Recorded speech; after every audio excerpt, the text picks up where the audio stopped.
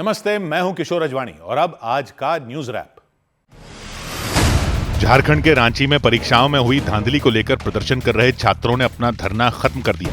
छात्रों ने इस मामले की सीबीआई जांच कराने के लिए सरकार को 60 दिन का समय दिया और मांग पूरी नहीं होने पर फिर से आंदोलन करने की चेतावनी दी। रांची में आंदोलन खत्म होने पर छात्रों ने जमकर जश्न मनाया। बड़ी तादाद में छात्र अपने हाथों में तिरंगा लेकर जयपाल सिंह मुंडा स्टेडियम के बाहर जमा हो गए। उन्होंने छात्र नेता देवेंद्र महतो को अपने कंधों पर उठा लिया और इस जीत को सबसे बड़ी जीत बताया। भ्रष्टाचार पर सबसे बड़ा हमला है, पर पूरा पेपर माफिया, शिक्षा माफिया नष्ट नाबूद हो गया।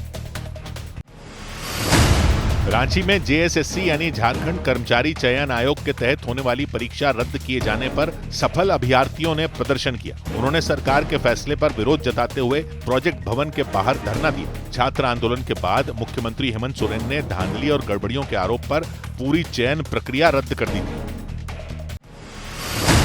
पेपर लीक और बेरोजगारी के मुद्दे पर पटना में आरजेडी के कार्यकर्ताओं ने प्रदर्शन किया। तेजस्वी यादव की अगुवाई में आरजेडी के लोगों ने जेपी गोलंबर से राजभवन तक मार्च निकाला, लेकिन पुलिस ने उन्हें इनकम टैक्स चौराहे पर रोक दिया। हालात संभालने के लिए पुलिस ने तेजस्वी यादव समेत कई नेताओं को हिरासत में ले लिया।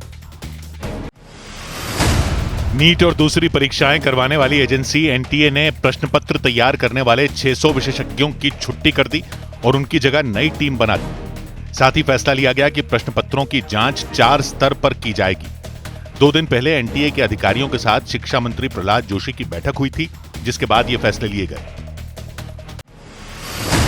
सुप्रीम कोर्ट ने नीट पेपर लीक मामले में सुनवाई के दौरान एनटीए को यूपीएससी की तरह परीक्षा का मजबूत सिस्टम बनाने के निर्देश दिए। सुनवाई के दौरान कोर्ट ने एनटीए को नई टेक्नोलॉजी समझने वाले अधिकारियों को टीम में शामिल करने और अनुभवी अधिकारियों को बार-बार ट्रांसफर करने से बचने की सलाह दी।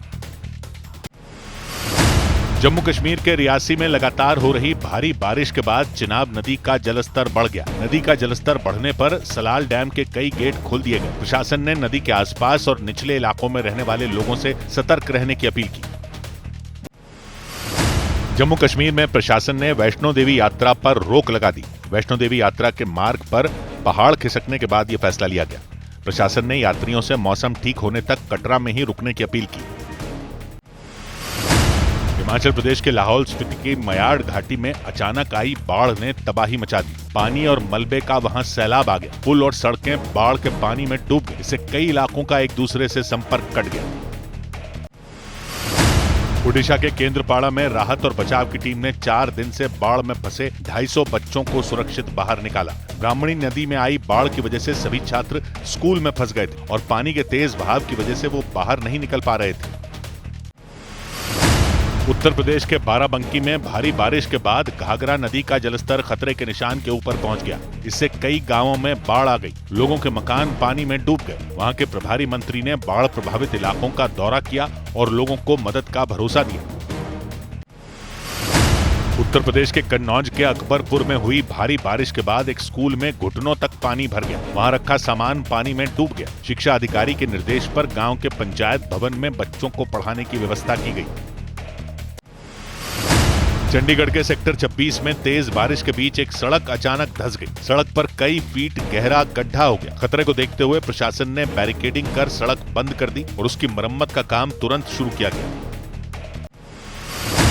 हरियाणा के पंचकुला में भारी बारिश की वजह से एक अंडरपास में इतना ज्यादा पानी भर गया कि वहां से गुजर रही एक कार उसमें फंस गई। इसके बाद आसपास मौजूद कुछ बच्चे पानी में उतरे और उन्होंने धक्का देकर कार को बाहर निकाला। गुजरात के वलसाड में कोस्ट गार्ड ने समंदर में फंसे 9 मछुआरों की जान बचाई। सभी मछुआरे एक नाव पर सवार थे और नाव में खराबी आने के बाद समंदर में फंस गए थे। कोस्ट गार्ड की टीम ने हेलीकॉप्टर की मदद से उन सभी को सुरक्षित बाहर निकाला। लगातार हो रही बारिश की वजह से पटना में गंगा नदी का जलस्तर खतरे के निशान के पास पहुंच गया और गंगा नदी के किनारे बसे गांवों में बाढ़ का खतरा मंडराने लगा। हालात को देखते हुए प्रशासन ने अलर्ट जारी कर दिया और लोगों से नदी किनारे नहीं जाने की अपील की। जम्मू कश्मीर के भद्रवाह में एक पोल्ट्री फार्म में पानी भर जाने से करीब 1000 मुर्गियों की मौत हो गई। भारी बारिश के बाद उस पोल्ट्री फार्म में काफी पानी भर गया था। इससे उसके मालिक को भारी नुकसान हुआ। उन्होंने प्रशासन से उनकी आर्थिक मदद करने की मांग की। हिमाचल प्रदेश के नाहन में भारी बारिश के बाद 50 से ज्यादा छात्र और 10 से ज्यादा कर्मचारी एक स्कूल में फंस गए। स्कूल जाने वाले रास्ते पर पानी का बहाव तेज होने के कारण उनका निकलना मुश्किल हो गया। घंटों के बाद राहत और बचाव दल ने सभी छात्रों और कर्मचारियों को सुरक्षित बाहर निकाला। राजस्थान के श्रीगंगानगर में स्वास्थ्य विभाग की टीम ने एक दुकान में छापेमारी कर 3200 लीटर घी जब्त कर लिया। घी में मिलावट होने की आशंका जताई गई। स्वास्थ्य विभाग की टीम ने घी के सैंपल जांच के लिए भेज दी। अधिकारियों ने जांच रिपोर्ट आने तक घी बेचने पर रोक लगा दी। उत्तर प्रदेश में त्योहारों से पहले मिलावटखोरों के खिलाफ जारी अभियान के तहत खाद्य विभाग की टीम ने बुलंदशहर में छापेमारी की। इस दौरान मिलावट का शक होने पर एक गोदाम से 700 किलो पनीर जब्त किया गया और पनीर के सैंपल को जांच के लिए भेज दिया गया।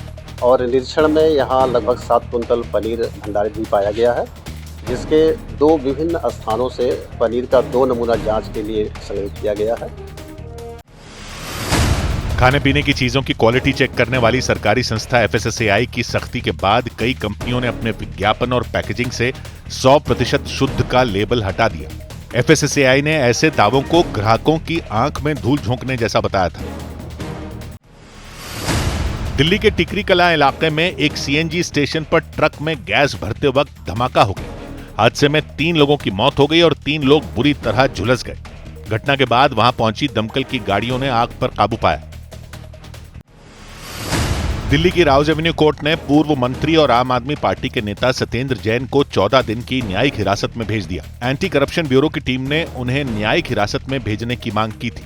एक दिन पहले ही दिल्ली जल बोर्ड के टेंडर घोटाला केस में सत्येंद्र जैन समेत 6 लोग गिरफ्तार किए गए थे। कोलकाता के एक होटल में आग लगने से 9 लोगों की मौत हो गई और 6 लोग घायल हो गए। राहत और बचाव की टीम ने वहां से 6 लोगों को सुरक्षित बाहर निकाल लिया। सूत्रों के मुताबिक मरने वालों में कुछ बांग्लादेशी नागरिक भी शामिल हैं, जो अपना इलाज कराने के लिए कोलकाता पहुंचे थे। यूपी ATS ने मेरठ से मोहम्मद जफर नाम के एक संदिग्ध आतंकी को गिरफ्तार करने का दावा किया। मोहम्मद जफर बिहार के पूर्णिया का रहने वाला है। पुलिस के मुताबिक जफर मेरठ में मदरसे के नाम पर चंदा वसूली कर पाकिस्तान में मौजूद आतंकी संगठन जैश-ए-मोहम्मद को भेजता था। ईडी की टीम ने दिल्ली और यूपी में आजम खान के 10 ठिकानों पर छापेमारी की। ईडी के मुताबिक ये कार्रवाई रामपुर की जौहर यूनिवर्सिटी से जुड़े मनी लॉन्ड्रिंग के केस में की गई। इस कार्रवाई के दौरान कई दस्तावेजों की जांच की गई। बम्बिया गैंग के 3 वांटेड गुर्गों को मलेशिया से भारत डिपोर्ट कर दिया गया। उन पर हत्या, जबरन वसूली, विस्फोटक रखने और लुधियाना में प्लानिंग के तहत धमाका करवाने के आरोप हैं। पंजाब पुलिस ने इन मामलों की कड़ियां पाकिस्तान की खुफिया एजेंसी ISI से जुड़ी होने की आशंका जताई। दिल्ली एयरपोर्ट पहुंचते ही तीनों आरोपियों को पंजाब पुलिस ने गिरफ्तार कर लिया।